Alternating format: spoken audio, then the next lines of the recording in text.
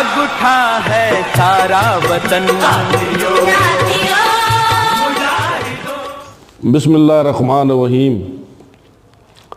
अदालत के check and balance के इख्तियार में इजाफ़ा। हमारे प्यारे वतन में ताकतवर तबकात के लिए कोई कानून नहीं। वो जितनी भी लूट मार करें, अकरबा परवरी करें, वो कानून को घर की लौंडी समझते हैं। वो और उनकी औलादें अपने आप को आइन और कानून से मावरा समझते हैं। अगर कभी फंस भी जाएंगे तो महंगे वकीलों की खिदमात हासिल करके कानून की धज्जियां बिखेर देते हैं।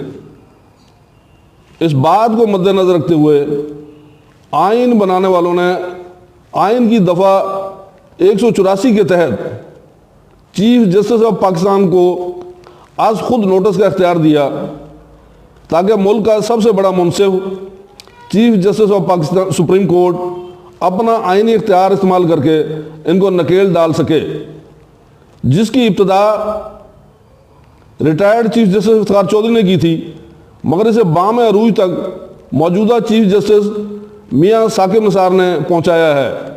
इनका ये अमल कौम की आवाज़ है। ऐसे ही लोगों के लिए शायर ने कहा है कि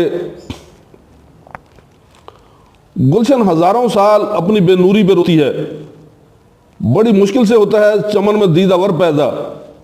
मगर कुछ तबकात को इनका ये अमल अच्छा नहीं लगा।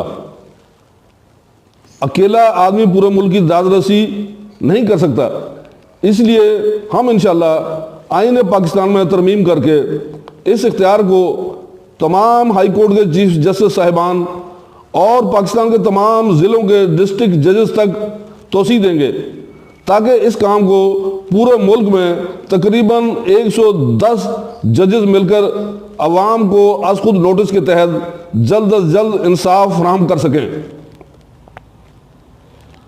इस जहाद में हमारा साथ दें। PMLWD का YouTube चैनल सब्सक्राइब करें और PMLWD फेसबुक को लाइक करें और अपने दोस्तों से लाइक कराएं। कादिर बख्श, चीफ ऑर्गेनाइजर, पाकिस्तान मुस्लिम लीग वतन दोस्त, बहुत बहुत शुक्रिया।